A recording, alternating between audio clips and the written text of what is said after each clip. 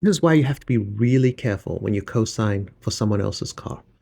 I get a call. They explain to me that they want to buy a house and they're first-time home buyers.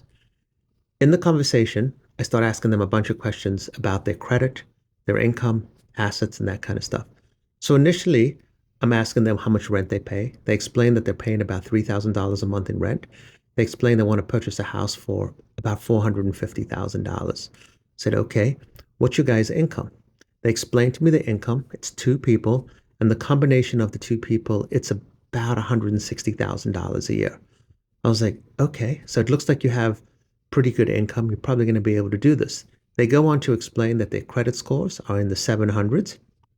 They have good credit. And now I'm starting to ask about debt.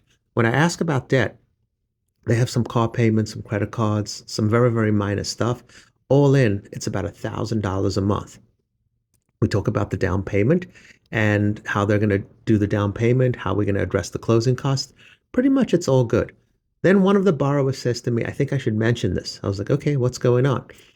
She explains that she had co-signed for a family member for two vehicles, and the two vehicles were about $1,800 a month, but that she didn't make any of those payments and she could document it. I was like, okay, when did those vehicles go into service? When did you co-sign? She goes, I co-signed about 6 months ago. I was like, okay, so here's the situation.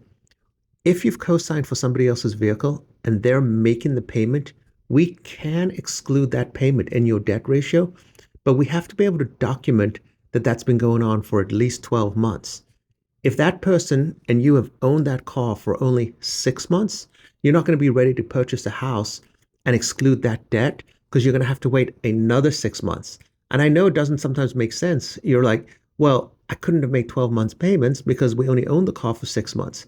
But the agencies, and I'm talking about Fannie, Freddie, FHA, VA, all the agencies, they say that only after you can demonstrate that somebody else has been making the payment for 12 months can you exclude that debt. So they're going to have to wait 6 months in order to qualify for a house because they co-signed for somebody else's car payments, and it's about $1,800 a month, which is really going to affect their debt ratio.